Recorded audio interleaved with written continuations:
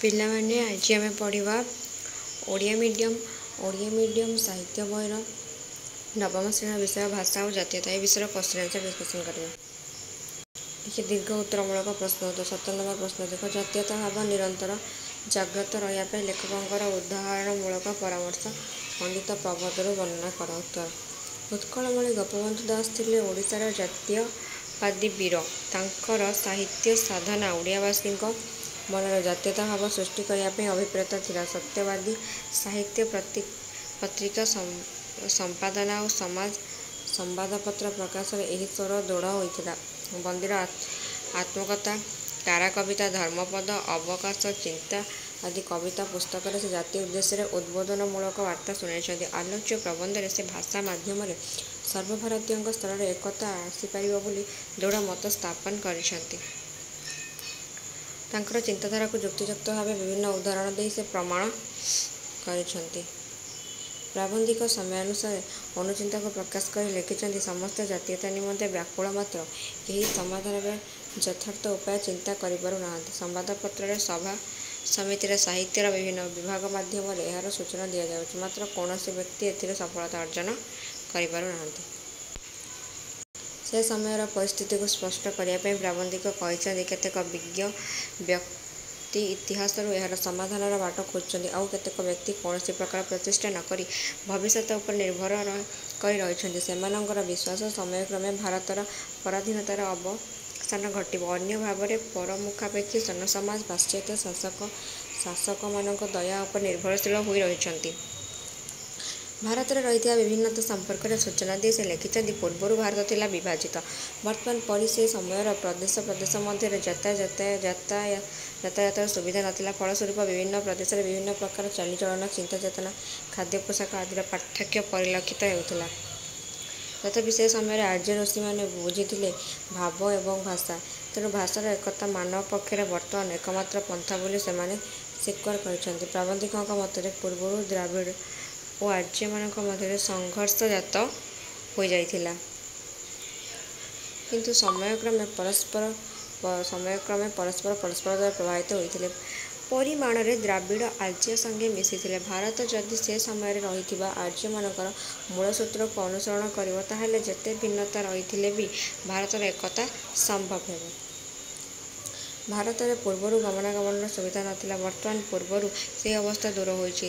ସହଜରେ ଲୋକ ଗୋଟିଏ ସ୍ଥାନରୁ ଅନ୍ୟ ସ୍ଥାନକୁ ଯାଇପାରୁଛନ୍ତି। ମାତ୍ର ଦୁଃଖର କଥା, ଗୋଟିଏ ପ୍ରଦେଶରେ ଲୋକ ଅନ୍ୟ ପ୍ରଦେଶରେ ବାସ କଲେ ମଧ୍ୟ ସେମାନେ ନିଜର ଭାଷା, ଭାବ, ବ୍ୟବହାର, ରୀତିନୀତି, ସମାଜ, ସାହିତ୍ୟ ଓ ଇତିହାସକୁ ସାଙ୍ଗରେ ଧରି ରଖିଛନ୍ତି। ତେଣୁ ସେମାନେ ବନବାସ କରୁଥିବା ସ୍ଥାନର ଭାଷା ଓ ଭାବକୁ ଉଦାର ମନୋଭାବ ନେଇ ଗ୍ରହଣ କରି ନିଅନ୍ତେ, ତାହେଲେ ଜାତୀୟତା ଭାବ ଆଉ ଅସମ୍ଭବ ହୁଅନ୍ତା ନାହିଁ।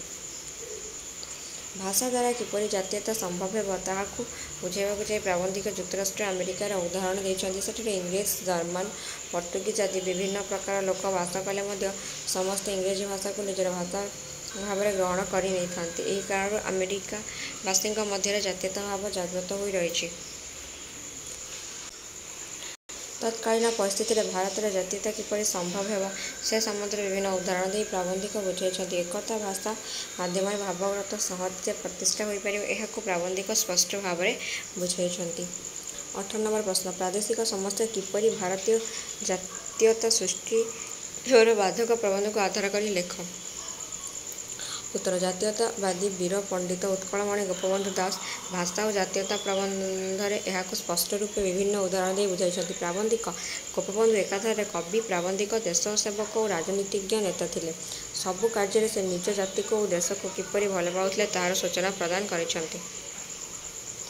ସତ୍ୟବାଦୀ ସାହିତ୍ୟ ପତ୍ରିକା ସମ୍ପାଦନା ଓ ସମାଜ ସମ୍ବାଦପତ୍ର ତାଙ୍କ କର୍ମମୟ ଜୀବନର ଅମୂଳିତ ସ୍ୱାକ୍ଷର। ସେ ସତ୍ୟବାଦୀ ବନବିଦ୍ୟାଳୟର ଛାତ୍ରମାନଙ୍କୁ ଯଥାର୍ଥ ଶିକ୍ଷା ଦେବା ସଙ୍ଗେ ସଙ୍ଗେ ସ୍ୱାବଲମ୍ବୀ ହେବା ପାଇଁ ଉଦ୍ବୋଧନ ଦେଉଥିଲେ। ଜନବ୍ୟାପୀ ନିଜକୁ ଜାତି ଉଦ୍ଦେଶ୍ୟରେ ସମର୍ପଣ କରି ସେ ସମସ୍ତଙ୍କ ନିକଟରେ ଉତ୍କଳମଣି ଭାବରେ ପରିଚିତ ଥିଲେ।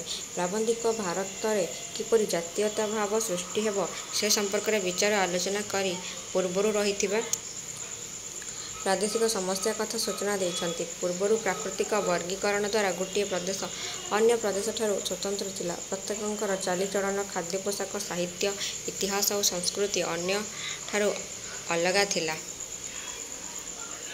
ଏତେ ବିଶ୍ୱସ୍ତ ଥିଲେ ହେଁ ପ୍ରତ୍ୟେକ ପ୍ରଦେଶରେ ଏକତ୍ୱର ମୂଳଧାରାଟି ଅପରିବର୍ତ୍ତିତ ରହିଥିଲା। ମୂଳ ଆର୍ଯ୍ୟ ଭାଷା ଓ ସଭ୍ୟତାକୁ ସମସ୍ତେ ମେରୁଦଣ୍ଡ ରୂପେ ଗ୍ରହଣ କରିଥିଲେ। ଆର୍ଯ୍ୟ ଋଷିମାନେ ବୁଝାଇଥିଲେ ଭାବ ଓ ଭାଷାର ଗୁରୁତ୍ୱ। ପାଶ୍ଚାତ୍ୟ ରାଷ୍ଟ୍ର ଭାରତର ବୈଦେଶିକ ଯୁଗର ଦୃଷ୍ଟାନ୍ତ ଦେଲାବେଳେ ପ୍ରାବନ୍ଧିକ ଓଡ଼ିଆ ପ୍ରଦେଶର ପରିସ୍ଥିତିକୁ ବର୍ଣ୍ଣନା କରିଛନ୍ତି। ବର୍ତ୍ତମାନ ଗମନାଗମନର ସୁବିଧା ହୋଇଛି। ବିଭିନ୍ନ କାର୍ଯ୍ୟ ଉପଲକ୍ଷେ ଗୋଟିଏ ପ୍ରଦେଶର ଲୋକ ଅନ୍ୟ ପ୍ରଦେଶରେ ବନବାସ କରୁଛନ୍ତି। ବହୁ ଭାଷାଭାଷୀ ଓ ସମ୍ପ୍ରଦାୟର ଲୋକ ଗୋଟିଏ ସ୍ଥାନରେ ରହୁଛନ୍ତି। ଏମାନେ ଆସିବା ସମୟରେ ନିଜର ଭାଷା, ଆଚାର, ସଂସ୍କୃତିକୁ ସାଙ୍ଗରେ ଧରି ଆସିଛନ୍ତି। ସେ ଯେଉଁ ସ୍ଥାନରେ ରହୁଛନ୍ତି ସେଠାକାର ଭାଷା ଓ ସଂସ୍କୃତିକୁ ସହଜରେ ଗ୍ରହଣ କରୁନାହାନ୍ତି। ଏହାଦ୍ୱାରା ଗୋଟିଏ ପ୍ରଦେଶରେ ଏକତା ଆସିପାରୁନାହିଁ।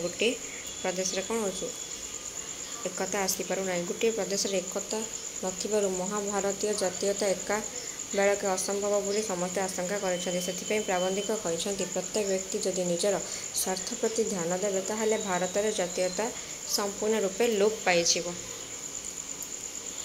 ଗୋଟିଏ ସ୍ଥାନରେ ଅନେକ ଲୋକ ରହିବା ଦ୍ୱାରା ସେ ସ୍ଥାନର ଜନବସତି ସୀମା ବଢ଼ିବ, ମାତ୍ର ଏକତ୍ୱ ଭାବ ରହିବ ନାହିଁ। ଭାରତୀୟମାନଙ୍କ ମଧ୍ୟରେ ଏକତା ରକ୍ଷା ପାଇଁ ଓ ଜାତୀୟତା ଭାବ ସୃଷ୍ଟି ପାଇଁ ପ୍ରାବନ୍ଧିକ ଭାଷା ଉପରେ ଗୁରୁତ୍ୱ ଦେଇଛନ୍ତି। ତାଙ୍କ ମତରେ ଗୋଟିଏ ପ୍ରଦେଶରେ ବାସ କରୁଥିବା ଲୋକମାନେ କିମ୍ବା ସେଠାକୁ ଆସୁଥିବା ଲୋକମାନେ ଯଦି କୌଣସି ଏକ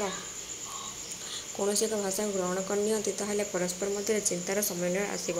ସେ ପ୍ରଦେଶର ସଂସ୍କୃତି ଓ ସାହିତ୍ୟ ଇତିହାସକୁ ସେଠାରେ ବନବାସ କରୁଥିବା ସମସ୍ତ ଲୋକ ନିଜର ବୋଲି ଗ୍ରହଣ କରିନେବେ। ସେହି ପ୍ରଦେଶରେ ଅତୀତ ଓ ଭବିଷ୍ୟତ ସମ୍ପର୍କରେ କାହାର ଅବିଶ୍ୱାସ ଆସିବ ନାହିଁ, ବରଂ ସମସ୍ତଙ୍କ ପ୍ରତି ଆଶା ଓ ବିଶ୍ୱାସ ଜନ୍ମିବ ଏବଂ ଜାତୀୟ ଏକତା ସୃଷ୍ଟି ହୋଇପାରିବ। ବୁଝିହେଲା?